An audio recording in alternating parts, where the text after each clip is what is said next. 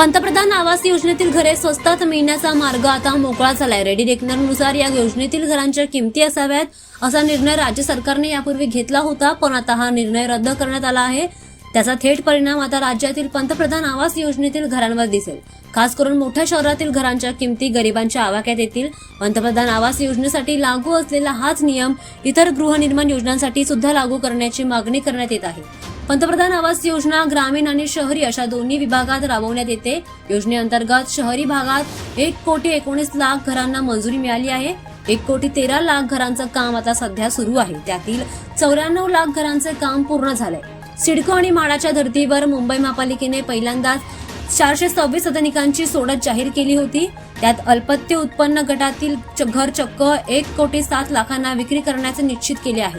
घरांच्या किमती त्या भागातील रेडी रेकनर दर आणि त्यावर 10% प्रशासकीय खर्च जोडून निश्चित करण्यात आले आहेत। त्यामुळे या घरांच्या किमती भडकल्या आहेत। आता पंतप्रधान आवास योजनेप्रमाणे इतर आवास योजनेतील घरांसाठीच असाच निर्णय घेण्याची मागणी होत आहे।